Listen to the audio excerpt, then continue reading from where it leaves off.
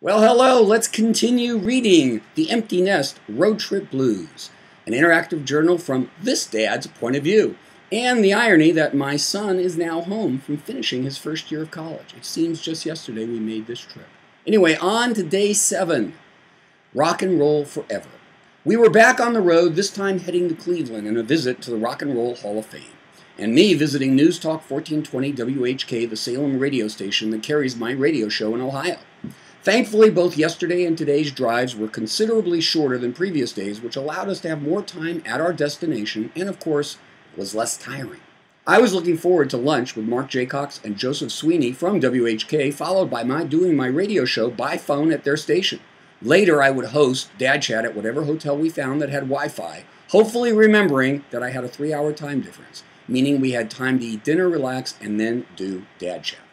Mark Jaycox was Mr. Enthusiasm, and I was greeted with a huge grin.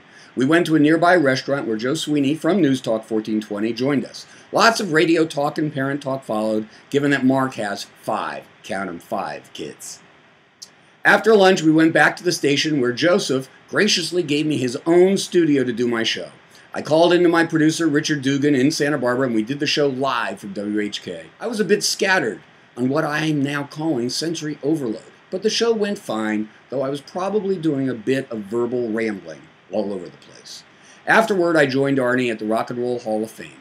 My arrival turned out to be perfectly timed, as there were Air Force or Navy jets screaming over us doing some sort of maneuvers. The hall had so much to see that I was barely able to just walk around before closing time. We did get to see some of the U2 3D concert movie, which was quite terrific. The sound was incredible, though I thought Bono's vocals were not quite clear and made no sense to me. That night, at the suggestion of Joe from WHK, we ate dinner at a hippie sort of health food restaurant called Tommy's. It was classic, and we had great food. I had a full-on vegan meal while Arnie enjoyed a Middle Eastern one with a gigantic mocha milkshake that he couldn't finish. Leaving Tommy's quite stuffed, we left Cleveland and drove to Erie, Pennsylvania, where we found a hotel and settled down for the night. There are several things I'd observed and that I felt after 1 week on the road with my son. First, on a mundane level, was the large amount of trucks on the road. Not only were they clogging the highways, but also it seemed the days of courteous, thoughtful truck drivers had long passed. One time when Arnie was driving perfectly fine, a truck loaded with cars cut him off with literally just a few feet to spare. That was quite scary.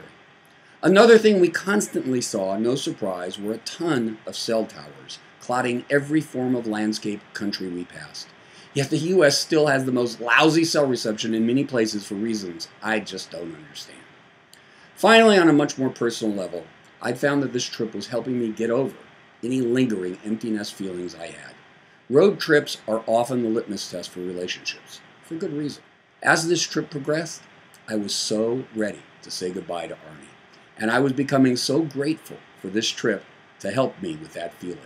Suffice it to say, he'd been a typical self-centered teenager, and much of the work, planning, loading and unloading, driving and decision-making had fallen on me.